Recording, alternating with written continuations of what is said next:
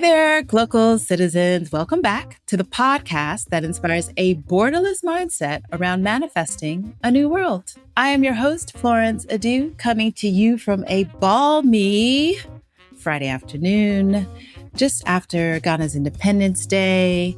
So I'm back in Accra, and I'm very happy to be in my endless summer lifestyle once again. And I'm sending sun rays and heat waves to my guest today because while Accra is a home of hers, she's not here now. And I'm really excited to add her to our Women's Her Story Month series because she is a return guest to the podcast. So we spoke a couple of years ago when she happened to be in Accra at the time and was starting a new endeavor, and that took off, and so many other things have taken off for her. And so I'm just so excited to have her back to talk about the new. And I encourage you again to go back to the original episode, which will be in the show notes with links and all the good stuff that is always accompanied with the podcast. So I'll tell you more about her. She has worked in the international development field with a focus on African diaspora for over 20 years, with experience spanning diaspora engagement in humanitarianism, development, private and public sector, as well as within civil society. She supported diaspora and government representatives as diaspora engagement specialist for the European Union Global Diaspora Facility, EU DIF, a pilot project funded by the European Commission and implemented by the International Center for Migration Policy Development, ICMD. She specializes in diaspora and private sector investment with a focus on the utilization of diaspora investment to enhance economic growth in countries of heritage and residence. And Elvina Quaison, welcome back to the podcast. Thank you. And breathe. That was a lot. Exactly. So to refresh our listeners who may not have met you the first time, tell us, where are you from? Where are you local? And what is your craft? Okay. Where I'm from is Winneba and Cape Coast in Ghana. Where I'm local now is in London, UK. And short-term memory, what was the last point? I kind of talked about it in the intro, but what do you describe as your craft? Oh, right. Goodness, my craft. Okay, let's just call it diaspora engagement. Working with those who live in countries that is not their heritage country. I'll put it like that. And particularly with a focus on development or humanitarian response and to period investment as well. That's right up our alley on the podcast. Yeah, awesomeness. And you have a new role. So tell us about that, because you have exciting news to share. And so tell us about how you found your new role and what that process was like. Okay. So yes, my new role is CEO of a very innovative and impactful organization called Shabaka, which is a diaspora humanitarian organization. And how I got the role is I joined the board of Shabaka a couple of years ago, maybe 3 years ago. And over that period, 2 years ago, actually. Anyway, over that period, so many changes and everything happening. And they were looking for an interim CEO and wanted to draw it from the board. And I had just finished my role in Brussels and was heading back to London and was thinking about what next. And then this popped up. So I was like, oh, maybe this is my what next. So I started as interim CEO from July last year up until December. And then in January, I became CEO. Okay. So, yeah. Okay. One of those synergistic moments, I guess. Yeah. Yeah, right. So I think a lot of us don't have as much intelligence on what it means to be on a board as we would like to have, or what I would like to share with the community, because being on boards is a very important role for steering policy, for steering just agendas. So tell us about your experience on this board and other boards, and what you feel like is the role of, the young professional or seasoned professional in contributing to the development of those organizations. Cool. And I really love the fact that you use the word seasoned professional. So I'll probably start there and work my way back to the young one. Mm-hmm. Okay. So like being on a board, as much as it's great, we can look at the external impacts, but the internal impact, the impact it can have directly on yourself, is that it enables you to share your expertise, your skills, your networks with an entity that either you care about or you want to see grow or you want to contribute to in some sort of way. And it's important just for your sense of self, because we forget so easily how much we've achieved, how much we've done, how valuable our networks are. We overlook the fact that the things we know are not common knowledge, that there's others out there desperate for that information, that insight. There's different kinds of boards. So I've generally sat on boards within the civil society sector. And so it's generally voluntary. Private and bigger institutions, you can get paid roles. So I've had friends who actively seek paid roles. And there's those who look out for people of colour. So if you're in the UK, from what I understand, it's certain boards within the NHS and other organisations. Those are often paid board roles, and they want you for your perspective. Again, they want you for your experience, and they're able to pay for it. In the civil society space, it may be more of a doing good kind of feeling that you get from being able to volunteer your time and contribute to something you really care about. Also, you get to meet very interesting people, because you have those who are on top of their game, huge impact, and they've retired. And so now they're sitting on boards because they want to still be in the game, if you like. They still want to contribute. You'll have people who've got massively amazing networks and can give you insight into things you haven't even known that you needed for your own career, as well as being able to be part of the board together. And then your learning experience is just incredible, because you're helping to guide and manage and oversee and support that organization with whatever should come up. And that can be anything from HR issues to fundraising to fun outreach to being ambassadorial and going to events globally or being on the media. It's really a very large scope of responsibility, but it's something that looks amazing on your CV. So that's something for the young people.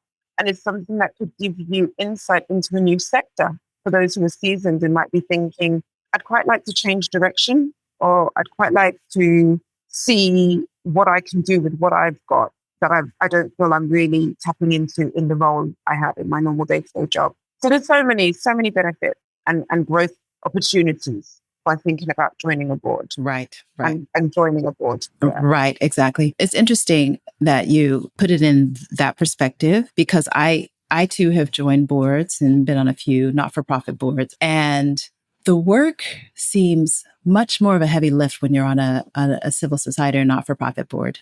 And so now that you're on the other side as the CEO, because the CEO's job in some regards is to manage the board, right? So now that you're on the other side, and as you transitioned into that phase, tell us more about what that experience has been like. I love how you say as you transition into, I'm still transitioning. There's no, it's not done. Sure.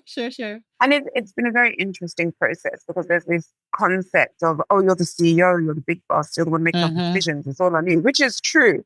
But equally, you're answerable to a board of different people with different perspectives. Each of them have their own area of particular interest. And so they will ask you about all of those things. Mm-hmm. They'll question you on your decisions. And so at the moment, my learning has definitely centered around humility and learning. And this is my most important, actually, learning not to take things personally.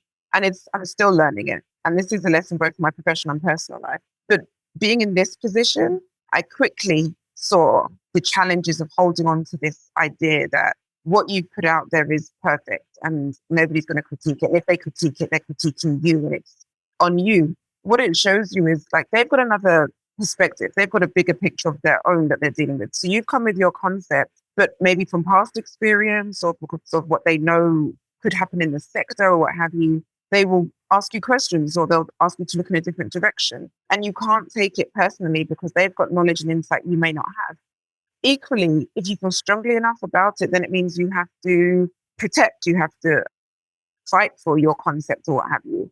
And again, then it still separates itself from you because it's not about you now. You have to research it as a separate idea that you're now trying to pitch or have people come on board with. So I'm still going through that, but it's made this last couple of weeks, to be honest with you, it's made it so much easier. It's made me be able to respond quicker because I'm not sitting there asking the questions of, do they not think I'm good enough? Do they not think I can do this? Are they questioning my ability? Are they saying that I've got bad ideas? because all of that just hinders you and makes you just freeze, and it can make you angry and it makes you defensive. And then you're sitting in that instead of just getting on with the work. And so it's been much easier to just get on with the work, to have the conversations with staff and team and partners and everything else, because it's not about me. It's really not. It's about the organization and what we're trying to do over the next few months, years, and what have you. Right. Exactly. I get it. Yeah. So let's take a step back. And you kind of mentioned the why, the where, like how you came back to be in London. But tell us about, since we last visited with you, tell us about those couple of years, moving to Brussels, moving back to London. Tell us why, the where. How did you come to be living, working, playing back in London? Gosh, I can't even remember when we last spoke what I was doing at that time. So you were focused on CESA. You were just launching it. Okay. Okay. And wow. Yeah. Okay. So CESA, my ongoing baby that just won't grow, won't take root, won't whatever.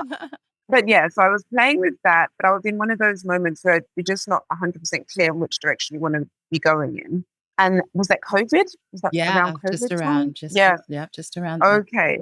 So the first couple of years of COVID, I was kind of lucky, if you want to look at it that way. And there wasn't too much personal loss. There wasn't too much personal issues. I quite liked my own space and my own company. So I found it a little bit refreshing. I was able to reflect and think about life and all that. And then the last year, 2021, it got very, very real very quickly. And we're losing family members quite quickly. Friends were losing people quite quickly.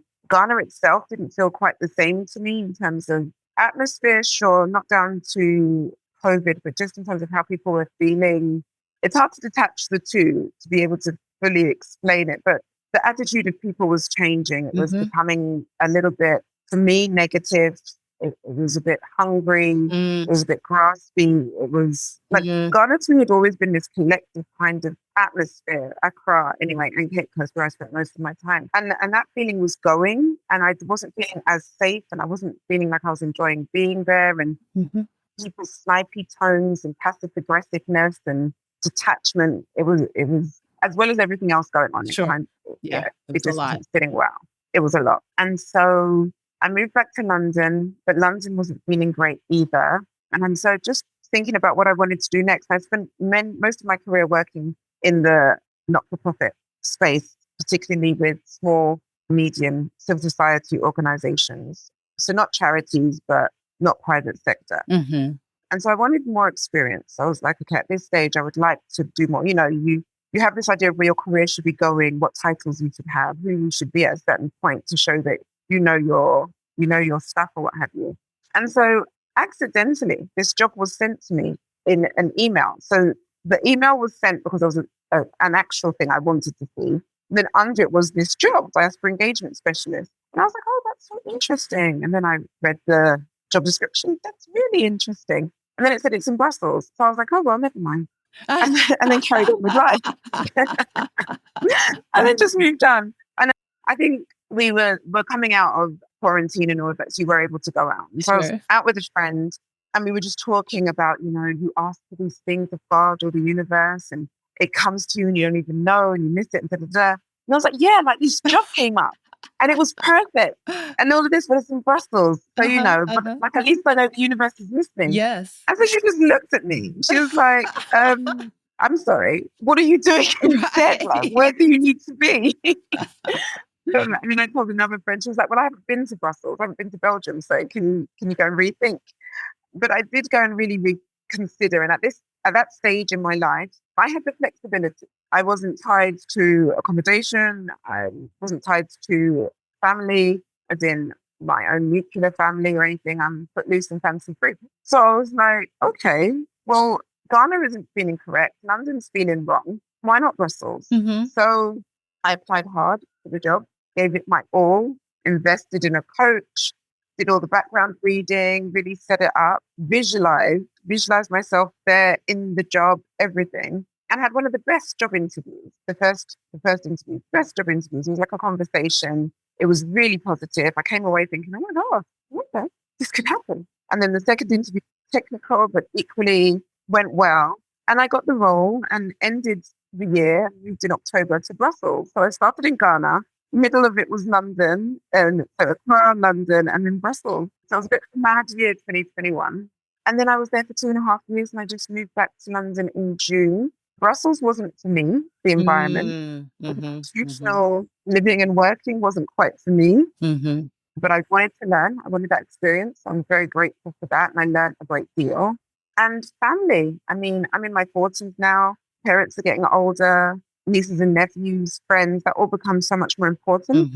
And so I already kind of knew as I was going into 2024 that I was not going to end the year in Brussels. I was pretty ready to. I knew that I was to be nearer to friends and family. And just as I decide this and it all starts coming together, one of my sisters moves to Dubai. Like, I was like, no.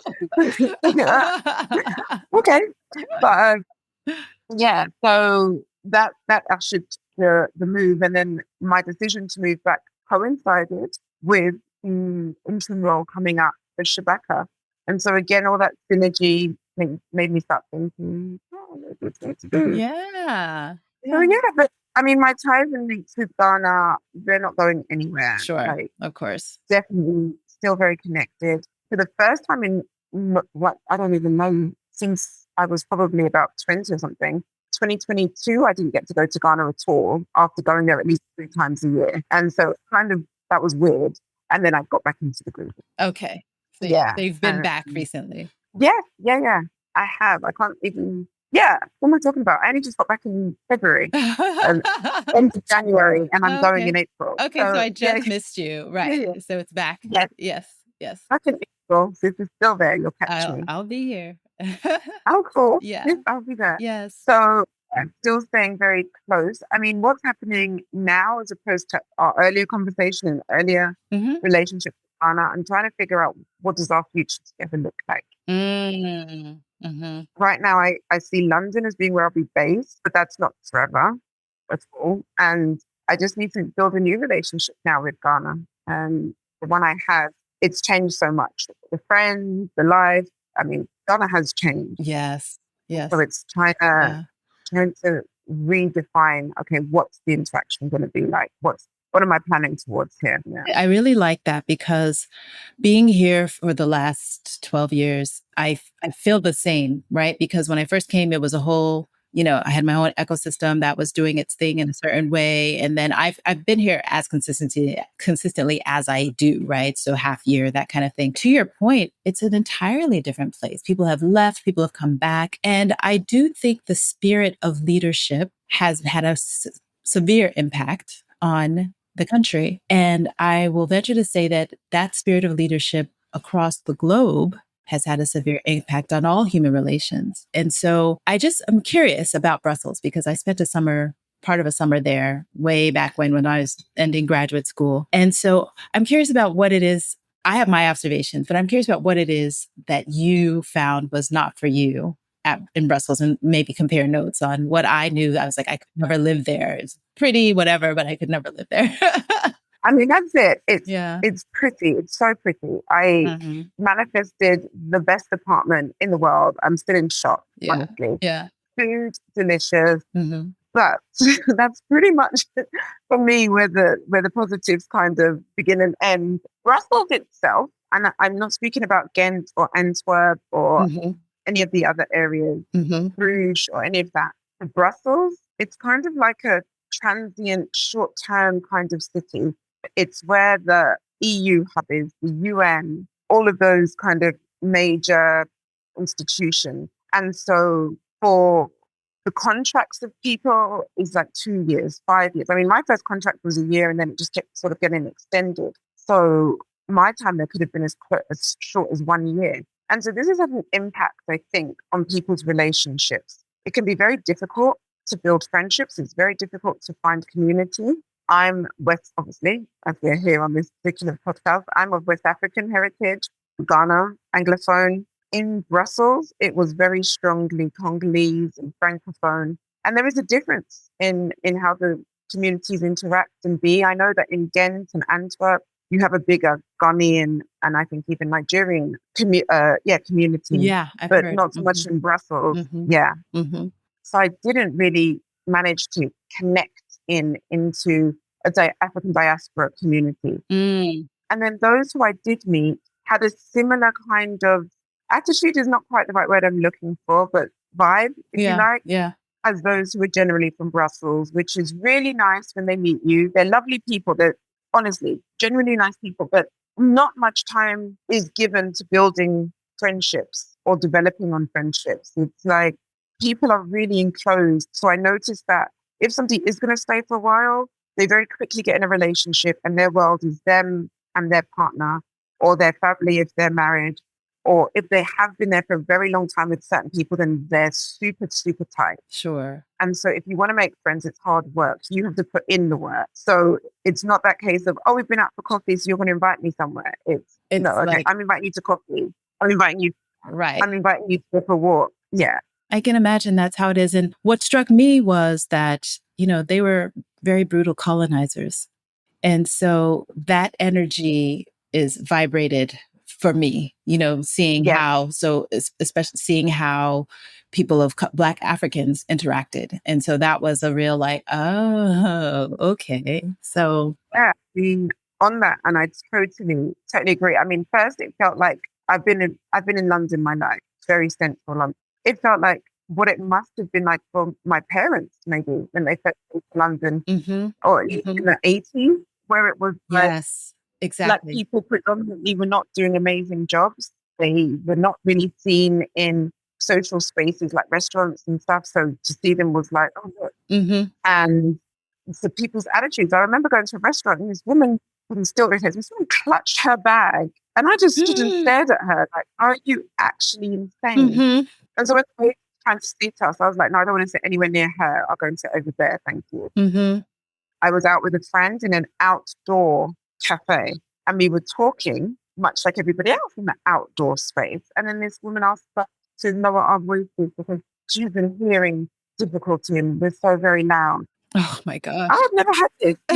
Never encountered this in the UK. Right, Never. right. So I'm just looking at people like, seriously, yeah. And then you just get that vibe. So exactly as you're saying. Then the other thing, just directly to your point, one of the things I did when I first got there, my focus a bit of education. I wasn't familiar with the human zoo. I don't know if you know about, okay, that last week, this week. Yeah. I wasn't familiar with the human zoo. So I also wasn't familiar with, Brussels has a museum called the Africa Museum. And so I was very excited to go to that because it sounded cool. And they had an exhibition, the human zoo. So I was like, okay, I don't know what that is. Sounds interesting. This stuff. Bearing in mind, it's still the tail end of quarantine.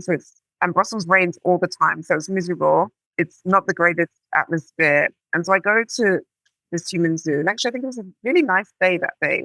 It's all very beautiful outside when you go in. And then you just discover about how they took humans from different colonial countries. Some of them they'd already acquired, some they're in the process of acquiring. And apparently it was part of what they wanted to do to bring their citizens on board on this great civilization drive that they were on. So they had to show them these savages. And so they were picking people up from Philippines, from Papua New Guinea, from Africa, different countries in Africa, from India, wherever. And then they would come and they'd put them in these makeshift villages that they'd created. And they put the people in there, put a fence around it. And then people would pay money and come and have a look at these interesting specimens from around the globe. So obviously mouth drops watching this thing, then discover that the place I am standing in is where they kept the human zoo and there were remains in the place I'm standing in that they hadn't returned back to their country.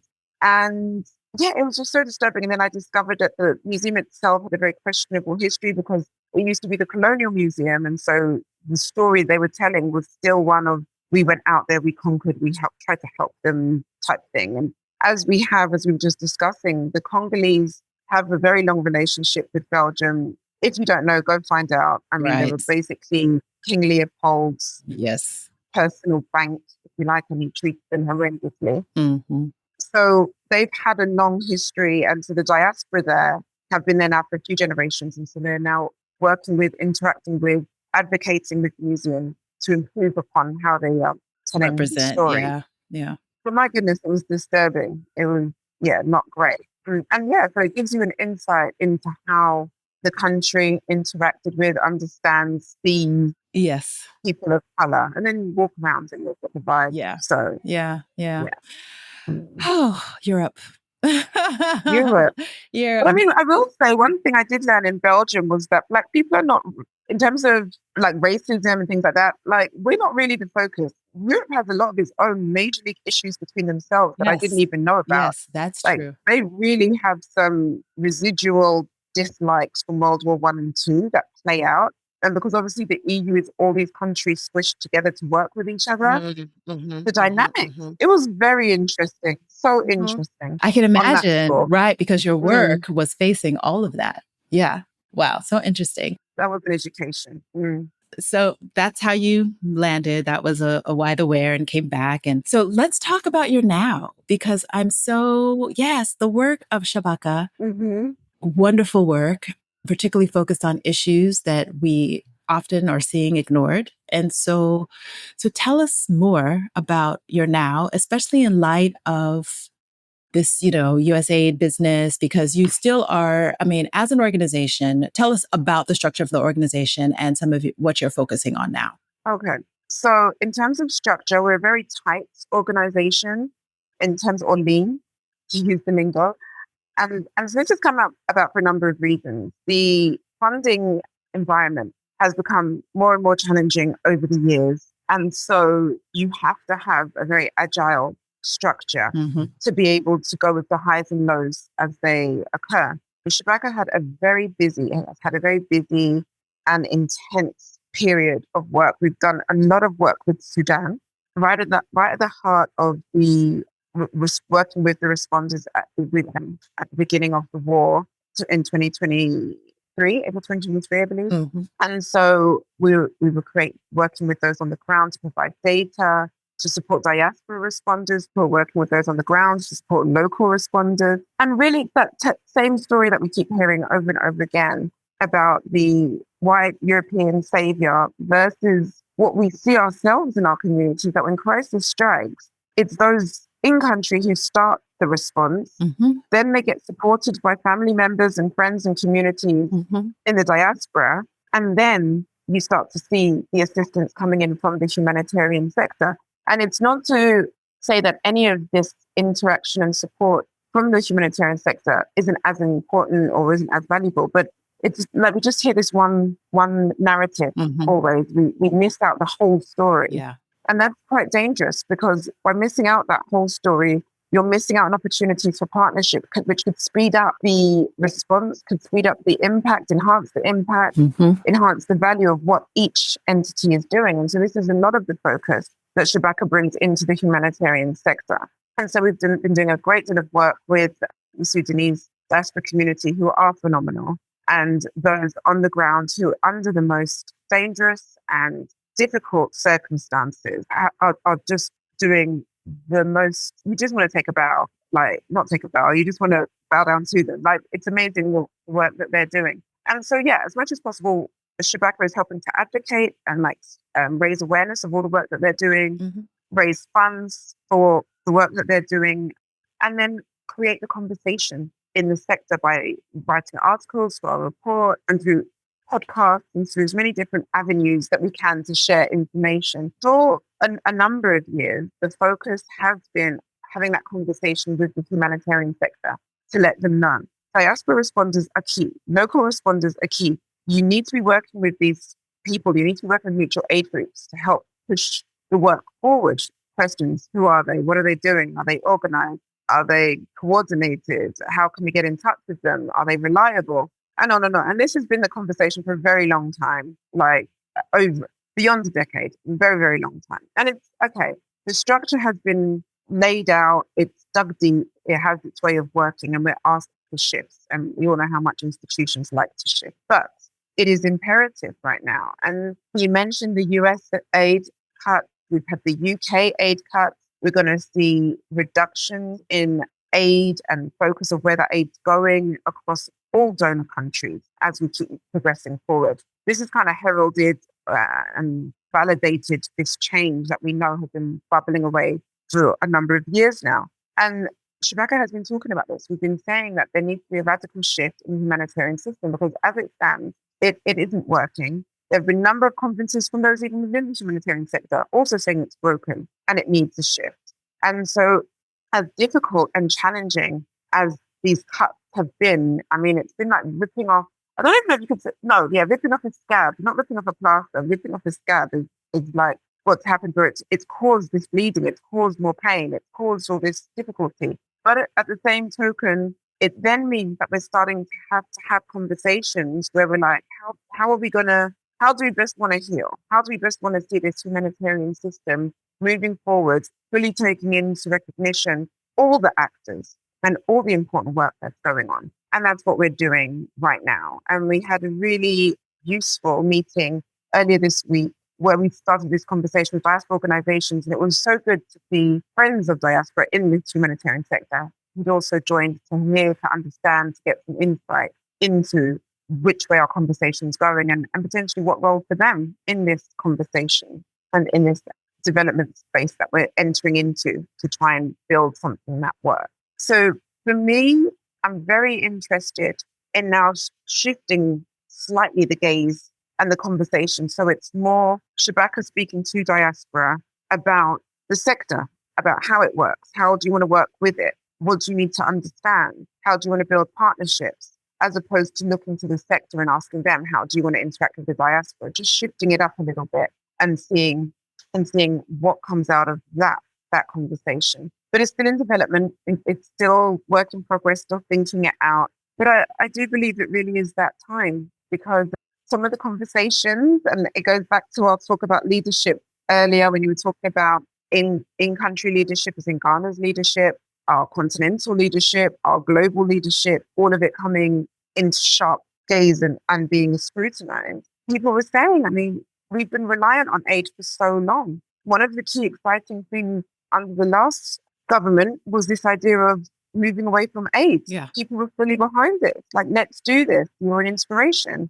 And then we've gone completely the other way where we all know. Yes. So there's that. Yes. And so some of the conversations coming from the diaspora community, African diaspora communities, was, well, this is the moment now for us to start taking responsibility. This is the moment for us to start figuring it out. If we don't have you can call it a safety net, or you can call it, I don't know a good word, I have to think about it, but something that keeps you in a state of reliance on another body, we need to move away from that. And if we've ripped the rug out from underneath us, so now we have to find our footing again. Mm-hmm.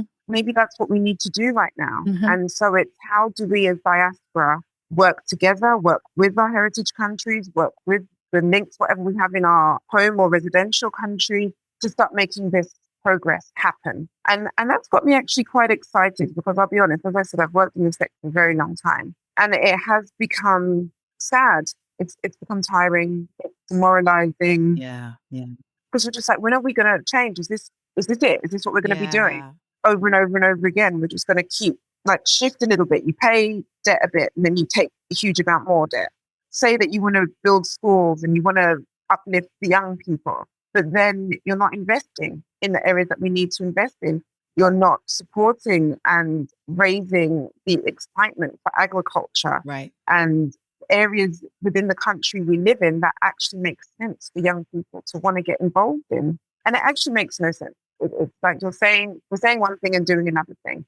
The colonial gaze is real, and it's has a real stronghold. And so the idea in my mind, and I've been mulling around, and we'll have some future guests talking about it. I was part of a convening here in Ghana in November, and it was about the conversations around reparations. Because in my mind, that aid is the colonizers' way of not addressing reparations. Right? Because they've decided the market value of everything that they've taken. And so it's up to us now to actually really push that dialogue. Like, we need to stop talking their language and start speaking our language, which means valuing for ourselves and not what they say is the value, what we are demanding. So, I mean, true to your point, everything that you're saying, it seems like it now is in the context of a different language. And so on that same note, what would you say is your industry speak now? So what would be, I usually ask the Glocal speak, what do you hear? But what are you hearing as your industry speak?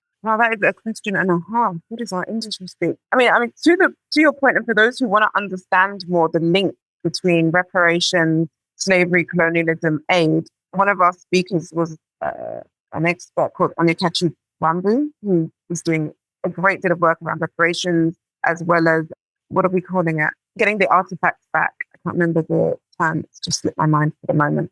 And so he spoke about that at the beginning of our event, and I'll share the link with you so people can connect to that.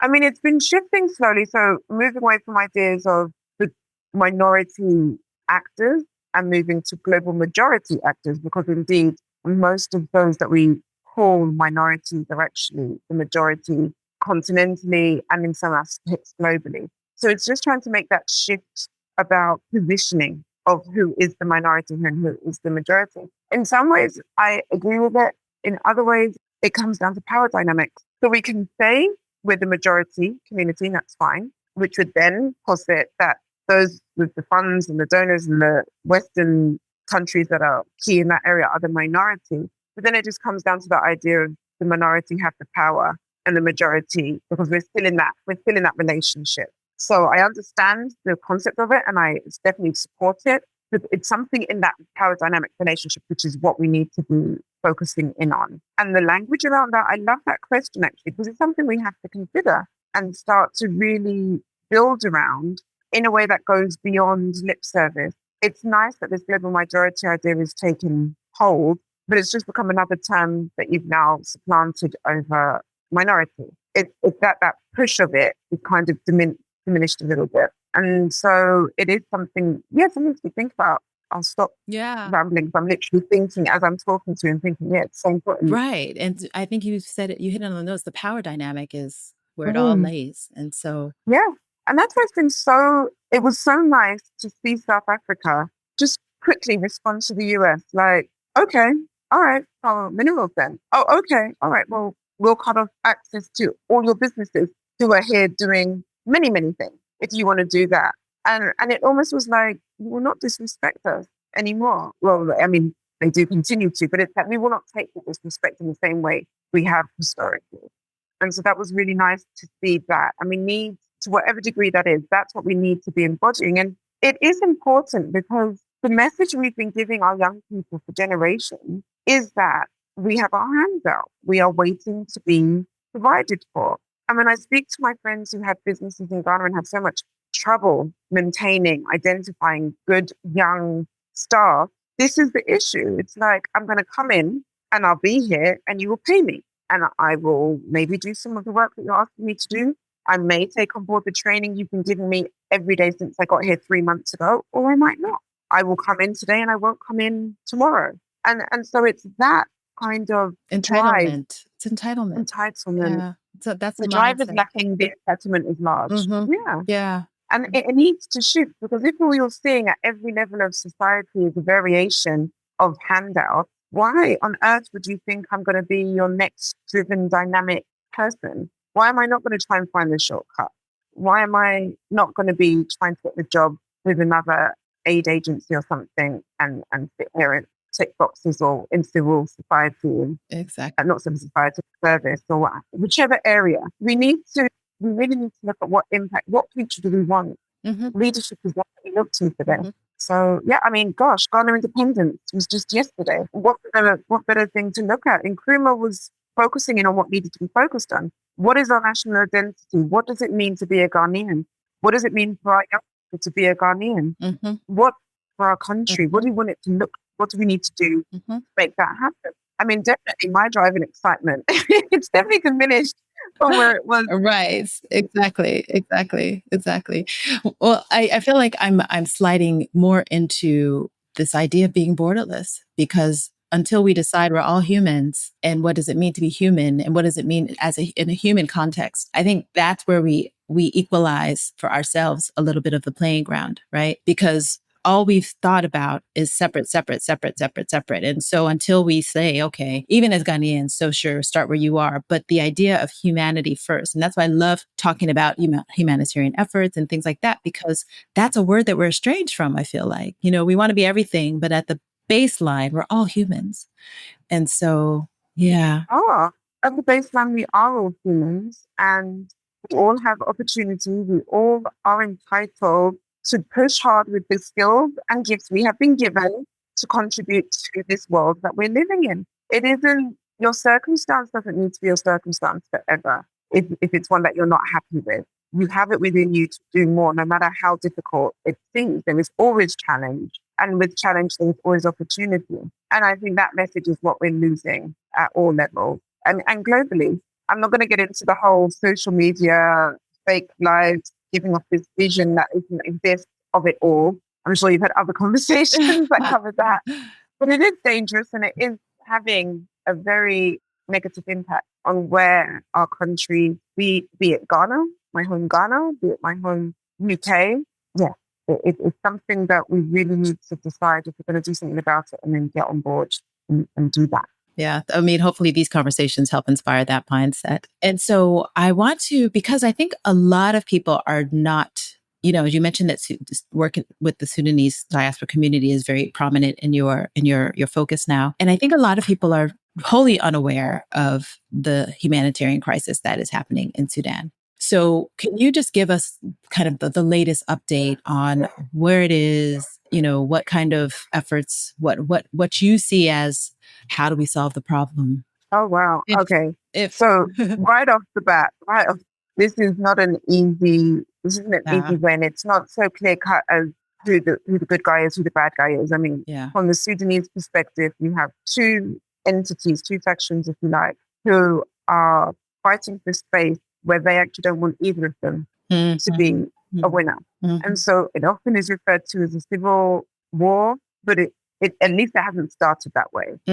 As it's developing and as people are having to navigate the space, it might then seem like it is a space of two halves or what have you, but it never started off that way. A fight for power over the country and space. So you have the Sudanese armed forces and the RSF, and they used to be one at one point, and then they splintered. And so the two are now fighting each other for dominance. And what this is doing to the country is just seeing some of the worst elements of humanitarian crisis that you would never want to see. You've got issues of famine and food insecurity. You have issues of gender-based violence, where violence against women has been weaponized and women are really suffering. I mean, we've had a case where 100 women who had deeply abused killed themselves collectively. And so you have those who are dying from the gun, and then those who are dying because of what's been happening to them and the ferocity of how they're being treated. And then there's so many other layers. Like, I'm only giving you the top. I'm still getting my head around the varying layers of what is a very complex situation, because I spoke of the war in April 2023, but it goes back. It goes back so many years. We will remember Darfur, and then there was the revolution, and then there is where we are now. And so it is something that, as you're asking, it is no easy solution. What is important is the voices that are heard to say what they really want. And that's making sure the people on the ground are able to be heard. And it isn't going to be a political discussion where they seek a solution because it's having a global political disruption. And so again, the people who will come out the worst will be the citizens of Sudan. And so, yeah, it's an ongoing fight. The work of those amazing people, as I've said, in Sudan is inspirational. But one of the things I have really loved about this work that we're doing is seeing how different diaspora who have had similar experiences are able to feed into each other, able to share, this is how we responded. This is something you might want to consider going forward as we move towards the ending of this phase of the war, or the ending of war, or rehabilitation. And so we've had Syrians speaking with Ethiopians, speaking with Sudanese, speaking with Sierra Leoneans. It's across Afghanistan and from Afghanistan. Yeah. And there's so much learning that we have. And there's so much that can be garnered and learned from how different groups respond.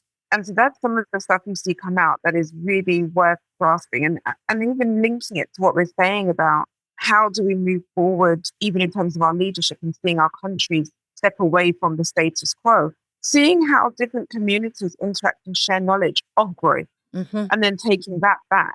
That is so important and key. I mean, they love to have these academic discussions about Ghana and Malaysia reached independence at the same time, but look where Malaysia is to Ghana. But what's the real of that? How do we break that down to community level, to what structures were in place? What do we need to really take and embed amongst ourselves? Was it the fact that their national identity was strong and so people came on board with the idea and were like, we're going to suffer now, but we're going to benefit later? Have we done that? Have we had that movement in Yeah. Ghana? Have we asked ourselves to do that? Exactly. Exactly. And have the Yeah. leadership to encourage that and motivate that? Right. Yeah. But yeah, so to the point of Sudan, I definitely would encourage, because it's not a siloed situation. It can arise and we need to learn from it. We need to see what is happening on our continent, because it all impacts. There are those in Sudan who are now in Ethiopia, in Uganda, in Kenya. There were those from Ethiopia and Eritrea who were in Sudan, and now they're having to move. So third country displaced people. There are Sudanese in Egypt. So it isn't an isolated thing. We move around, we connect, we learn from each other, we support each other.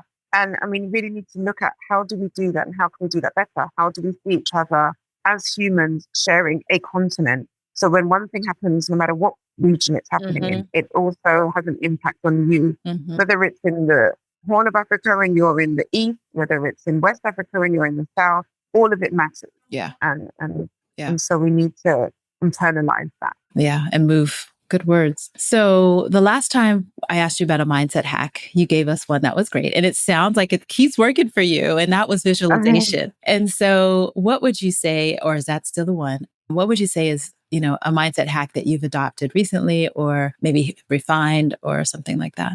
I would have to say visualization is still up there.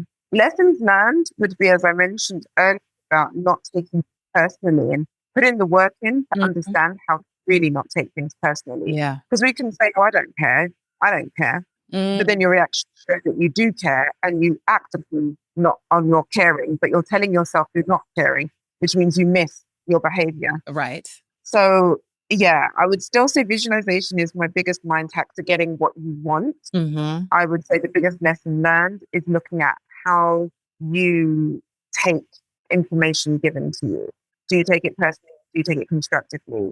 And that's for your own personal growth. Because you can visualize till the cows come home and you can get the thing. But if the person you are is not aligned with what you've asked for, at some point quite soon, it will crumble. And all you'll be doing is looking for the culprit, when really the culprit might inadvertently be yourself. Yeah. Sage words. Sage words. Do the work. Okay, so this has been an awesome conversation. I would, of course, have many, many, many more questions to ask, but let's ask who Elvina is when she's not being a CEO and not worried about everything. Who are you now? Are you a reader, watcher, or listener? And what are some of your current reads, watches, or listens or favorite things to do in your leisure? Okay, I am moving swiftly and with diligence and focus into being more of a reader, trying to stop vegging out in front of the TV. And I've discovered Octavia Butler. Oh, yay. One of my favorites. I'm reading Kindred right now. Oh, and it's great. It blows my mind. Yes. Like, I read the back and then I had to flip forward to check when was it published. Yeah. Because she actually talks about Make America Great Again. And I've heard that her work is almost quite psychic in terms of how it is. All of it. It's telling us about ourselves. Yeah. She did Matrix and Terminator and all of those, right? That her stories were the basis of that. No, there's another woman. I mean, I think so many writers, particularly African and Afro-future writers, were inspired by her. But no, it's another Black woman who was the author of The Matrix. Yes. Yeah. Okay, so I'm getting them mixed up. But Kindred is amazing. Yes. And so I'm reading that at the moment. Nothing particularly amazing have I watched. Nope. Definitely would encourage people to go to the theatre, though. Theatre last year was amazing. Okay.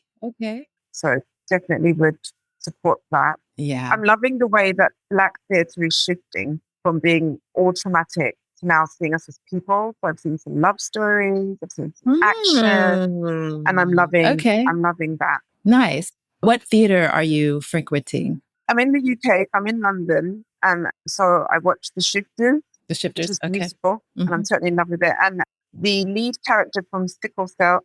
Supercell, thank you. The lead character from Supercell was in it. Okay. And excellent actor.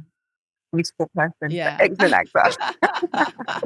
And And then I saw a couple of other things which I can't at the moment recall. Yeah. But the shifters is my definitely a standout. Was my standout for 2024. Yeah, nice. Yeah, I love that. Nice. That's a good one. Yeah. I always enjoy the theater there. So I'll definitely put that in the show notes and encourage people to look for theater when they are in the UK, because Black theater is great. Things do. It is good. And it's moving up in Mhm. the spaces where you can find it. It's moving more Exactly. central. Yeah. And I'm just loving the diversity of stories. Yeah. I think it's so necessary. Beautiful. Elvina, this has been so wonderful. I love catching up, and I'm looking forward to seeing you in Likewise. April. Yay! Exactly. So, And I'm looking forward to finally getting to a Glocal pop-up. And so I actually see people. Yeah. So, yeah, fingers crossed on that as well. Sure. So you've put a seed in my mind to remember. Manifesting people. Exactly. All right. So thank you so much. Do you have any last thoughts that you'd like to share with our listeners? Really, that those, especially those in kind of my age bracket, that's 40, 45 plus, so it's easy to feel tired and despondent. And I'm thinking it just means that you need a slight shift, a little something to wake you up and get you excited again. Because there is still energy and there is still possibility in whatever way, shape, or form that you want to experience that. So, yeah, try something new, do something different, and see what it does. I like it. All right, Glocal Citizens, this has been another episode of the podcast. You can catch us Tuesdays with new episodes at glocalcitizenspod.com or wherever you get your podcasts. Please like, share, subscribe, leave us a review. We love to hear from you. Check out the show notes. They are always very rich, and go back, as I mentioned, to Elvina's first episode so that you get a sense of the transition and evolution of a Glocal citizen and the continuing evolutions of Glocal citizens. So until next time, bye for now.